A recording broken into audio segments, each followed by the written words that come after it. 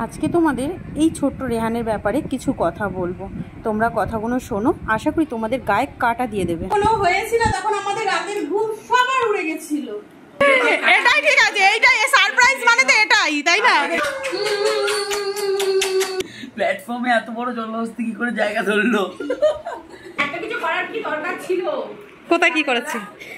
Hello friend, কেমন আছো সবাই? আশা করছি সবাই ভালো আছো। আর হ্যাঁ, আমিও তোমাদের ভালোবাসা, তোমাদের আশীর্বাদে আমিও ভালো আছি।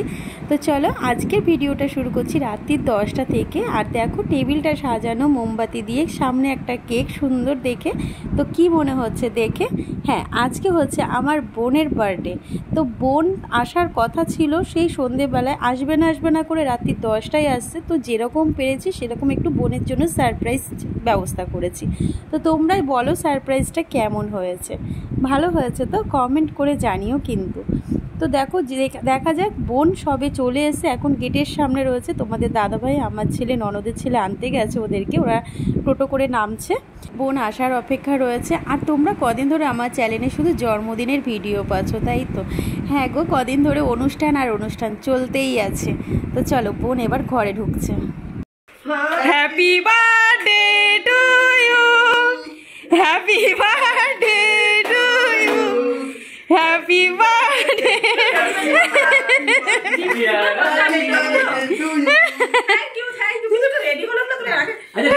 এটাই ঠিক আছে, এইটাই সারপ্রাইজ মানে তো এটাই, তাই না? তা ঠিক আছে, সারপ্রাইজ মানেই তো এটাই। এ পাখাটা চালিয়ে ওই ঘরে যাক।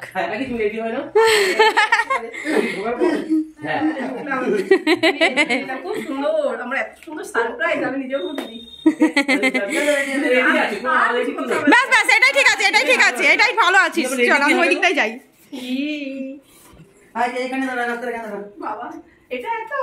যাও, দাঁড়া ওই দিকটা যা, তুই ওই দিকটা যা, দাঁড়া ওই দিকটা যা, তুই ওই দিকটাই যা।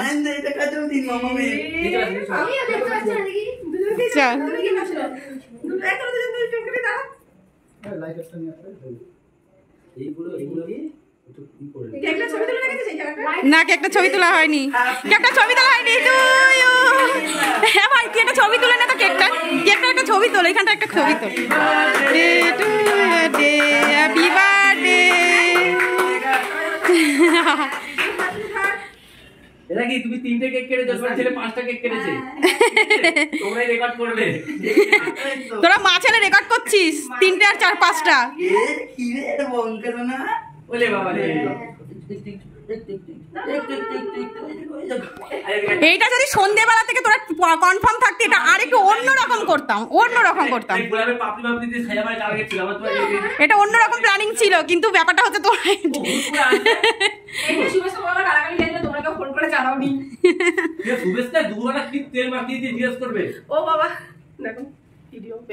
তুমি চেনো সুবিধা, এখন পর্যন্ত আসার সময় আছে জানো? শুভেচ্ছা এখন আসার সময় আছে। এই স্টপ করছি। আর এইদিকে দেখো কেক কাটার পর্ব তো শেষ হয়ে গেল। বোন বললো একটু ফটো তুলবে, তো ওই ঘরে সবাই মিলে ফটো তুলছে। আর এইদিকে আমি চলে আসলাম, রান্নাটা বসিয়ে দিলাম, কারণ দেরি হয়ে যাচ্ছে, রাত হয়ে যাচ্ছে, তাড়াতাড়ি করে রান্নাটা করতে হবে। সেরকম কিছু একটু রান্না করবো না, মানে অনেকটা রাত হয়ে গেছে, ইচ্ছা ছিল অনেক কিছুই করার, কিন্তু হালকার মধ্যে করব। তো রান্নাটা হোক, তখন তোমরা দেখতে পাবে কী কী রান্না করলাম। তো এইদিকে দেখো, তোমাদের যার কথা বলছিলাম, সেই যে পুচকে, হ্যাঁ এই পুচকেটা হবার সময় জানো তো আমাদের রাতের ঘুম, চোখের জল সব এনে দিয়েছিল। যখন থেকে ওর মায়ের পেটে এসেছিলো তবে থেকে ঠিকই ছিল, কোনো অসুবিধা ছিল না। ঠিক হবার আগে মানে ডাক্তাররা দেখাতে গেছিলো হসপিটালে, যখন ওকে ভর্তি করানো হয়েছিল ওর মাকে, তখন ডাক্তারবাবু বলেছিল যে মা বাচ্চা খুব ক্রিটিক্যাল অবস্থা আছে, আপনারা যা হোক করে রক্তর ব্যবস্থা করুন, বাচ্চা কিন্তু শুকিয়ে যাচ্ছে, মায়ের শরীরে রক্ত কিন্তু কম আছে। এই বলেছে যে না হলে কিন্তু রক্ত জোগাড় না হলে তাহলে কিন্তু বাচ্চা মা দুজনকে আপনারা হারাবেন। এইটা শুনে কোন পরিবারের মানুষ ভালো থাকে বলো তো? হ্যাঁ, যত না হয় তার 3 গুণ কিন্তু ডাক্তাররা বেশি একটু ভয় ধরিয়ে দেয়। হ্যাঁ জানি এটা ভয়ের একটা কারণ ছিল আমাদের কাছে, কিন্তু তবুও তো সেভাবে বলাটা উচিত ছিল। তো যাই হোক, সেটা শুনে আমার ভাই, ফ্যামিলির প্রত্যেকটা মানুষ কান্নাকাটি শুরু করেছে।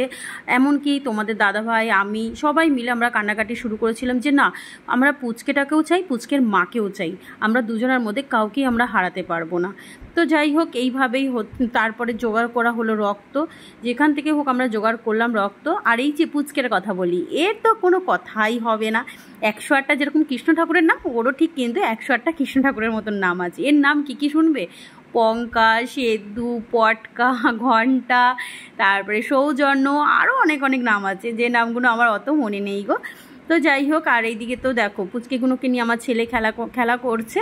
আর হ্যাঁ, যে কথাটা তোমাদেরকে বলছি, তো যাই হোক রক্তটা জোগাড় করা হলো, হওয়ার পরে আগের দিনকে ওর মাকে ভর্তি করা হলো হসপিটালে।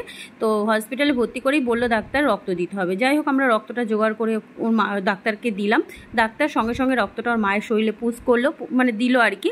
তো দেওয়ার পরে পরের দিনকে, যাই হোক সেদিন রাত্রিটা যেমন করে কেটে গেছিলো, আগের দিন রাত্রিটা। তার পরের দিনকে আমরা ভাই সকালে গেছি, মানে কোনো কিছুই না, ডাক্তার কিছু বলেন না, ঠিক আছে, কিন্তু একটু ভয়ের রাস্তা আছে, মানে একটু ভয় আছে আর কি।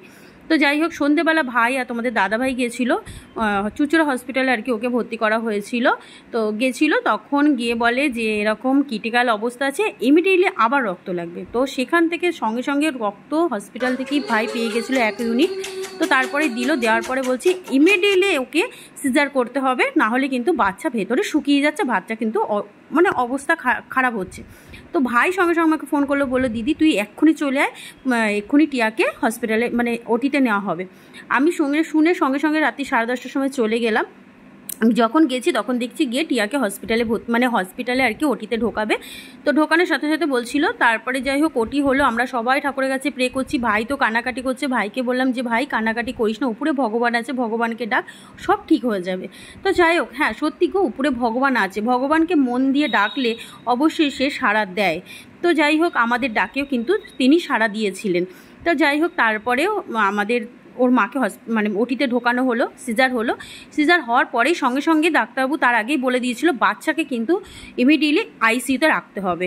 তো কতদিন রাখতে হবে সেটা আমরা জানি না, বলতে পারবো না, আপনারা ঠাকুরের কাছে প্রে করুন। তো ওকে যখন ওর মায়ের পেট থেকে বের করলো, বের করার পরেই সঙ্গে সঙ্গে ডাক্তার একটা সেকেন্ড আমার ভাইকেও দেখালো না, দেখানোর সুযোগ পেল না, সঙ্গে সঙ্গে মানে বললো বাড়ির গার্জেনকে। আমি ঢোকার ভাই তখন নিচে ছিল, কান্নাকাটি করছিল, তোমাদের দাদাভাই ওকে তখন সান্ত্বনা দিচ্ছিল, আমি উপরে ছিলাম। সঙ্গে সঙ্গে গিয়ে আমি সাইন করলাম যে ছেলে দেখলাম না মেয়ে দেখলাম, আমি বললাম ছেলে দেখলাম, বলে সাইন করার সাথে সাথে মানে কি বলবো, সঙ্গে সঙ্গে ওকে আইসিইউতে ঢুকিয়ে দিল। মানে আমি এখন বলছি আমার এখনও গায়ে কাটা দিচ্ছে, তো আশা করি তোমাদেরও শুনলে গায়ে কাটা দেবে।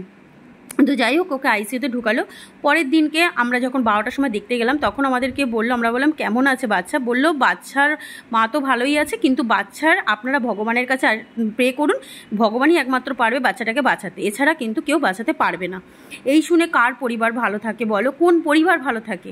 তো কোনো পরিবারই কিন্তু এইটা কথাটা শুনে ভালো থাকে না। যাই হোক, তো 1 দিন 2 দিন 3 দিন 4 দিনের মাথায় মাকে বলল যে আইসিইউতে গিয়ে বাচ্চাটাকে দুধ খাওয়াতে।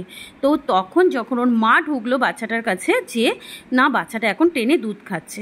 তো যাই হোক আর কি বলবো, কথাটা শুনে আশা করি তোমাদেরও খারাপ লাগছে।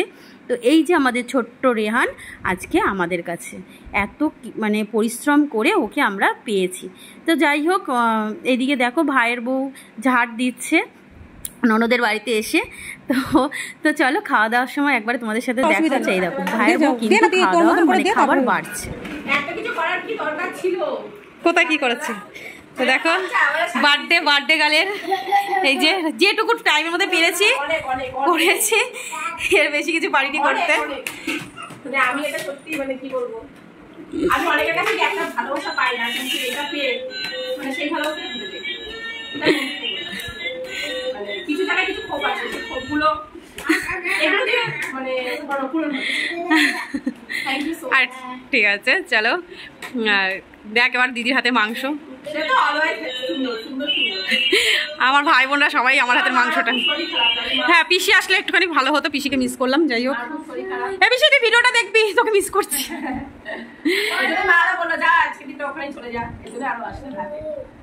শুরু কর, তুই খাওয়াটা শুরু কর। মা খেতে পারবি নাকি দেখ, ডাক তো বিশ্বদাকে, মাংস দে মাংস দে ডাক।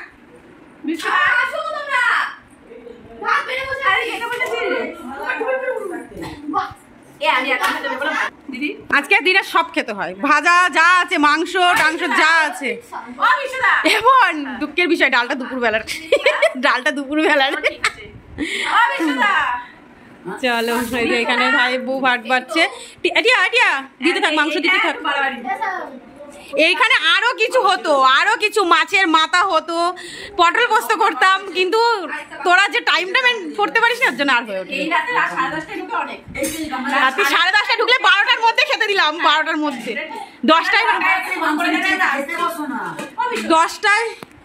10টায় খেয়ে রান্না বসিয়েছি, 11:30টার মধ্যে রান্না কমপ্লিট করে বোনকে খেতে দিয়ে দিচ্ছি। সুজিত বসে পড়, সুজিত বসে পড়। হ্যাঁ আসছে,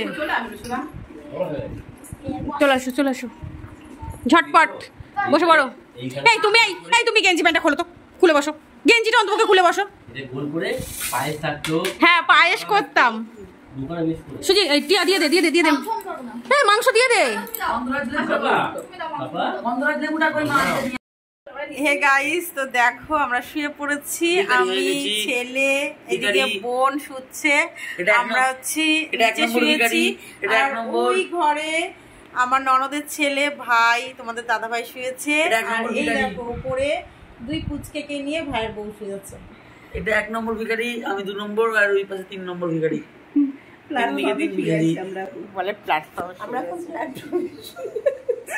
প্ল্যাটফর্মে এত বড় জলহস্তি কি করে জায়গা ধরলো? তার পাশেও 2টো জলহস্তি আছে। কম জলহস্তি? এটা হাতি, এটা ছোট হাতি। হাতি আর এটা কি? জলহস্তি না, জলহস্তি। ওকে গিনিপিগ বলা যায় না মা।